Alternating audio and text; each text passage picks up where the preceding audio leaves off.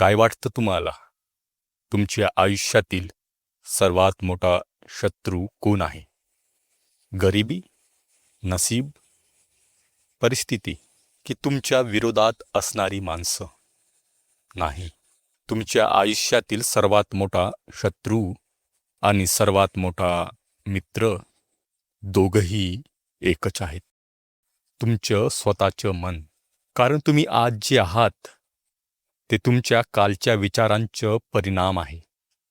आणि तुम्ही उद्या जे बनणार आहात ते आज तुम्ही मनात काय भरता यावर ठरणार आहे.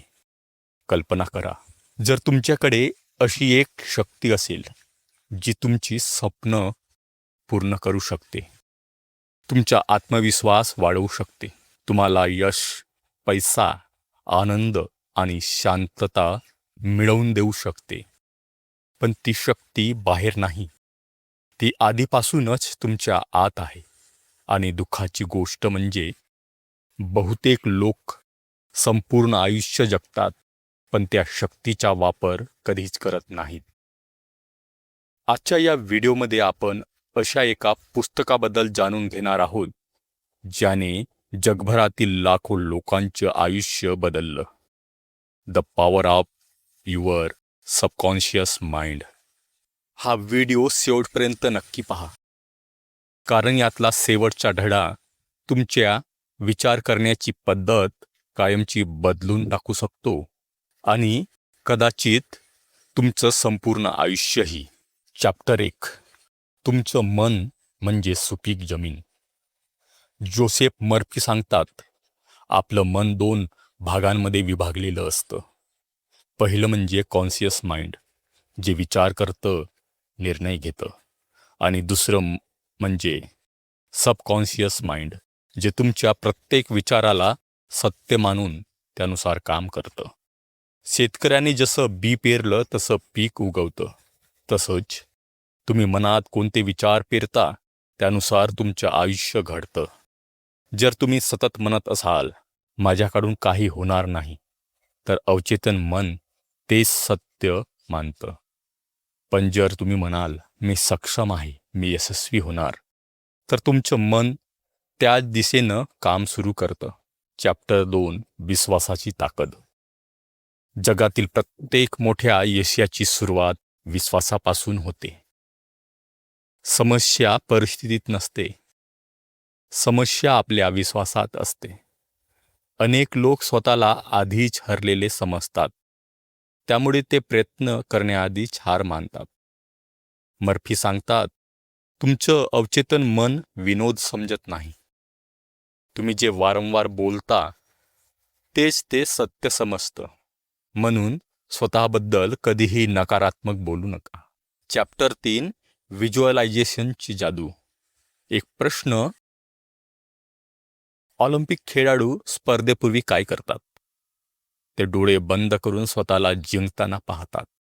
यालाच व्हिज्युअलायझेशन म्हणतात. तुमचं अवचेतन मन वास्तव आणि कल्पना यामधला फरक पूर्णपणे ओळखत नाही. तुम्ही जितकं स्वतःला यशस्वी पाहाल तितकं तुमचं मन त्या दिशेने काम करेल. म्हणून रोज काही मिनिटे स्वतःला तुमचं स्वप्न बघताना पहा किंवा स्वप्न जगताना पहा. चॅप्टर 4. भीतीवर विजयी. बहुतेक लोकांचे आयुष्य अपयशामुळे खराब होत नाही, तर अपयशाच्या भीतीमुळे होतं. भीती ही बाहेर नसते, ती आपल्या मनात असते.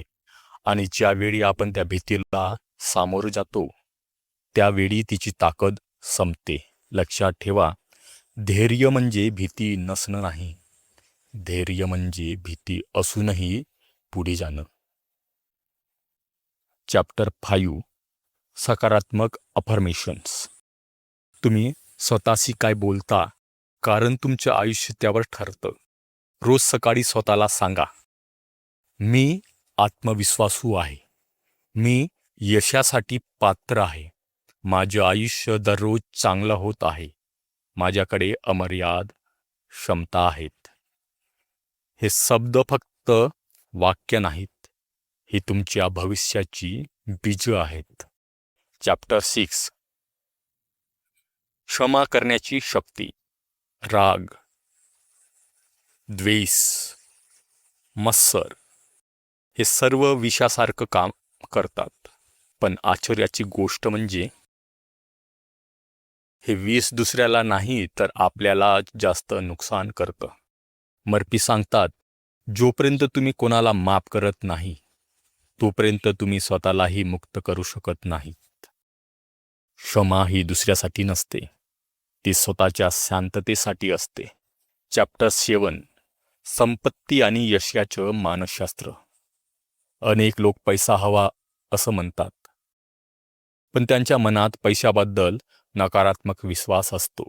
पैसा वाईट आहे, श्रीमंत लोक स्वार्थी असतात, अशा विचारांमुळे अवचेतन मन संपत्तीपासून दूर नेतं. त्याऐवजी म्हणा, पैसा माझ्या आयुष्यात सकारात्मक मार्गाने येत आहे, मी समृद्धी स्वीकारत आहे. चॅप्टर 8, झोपण्यापूर्वीचं गुपित.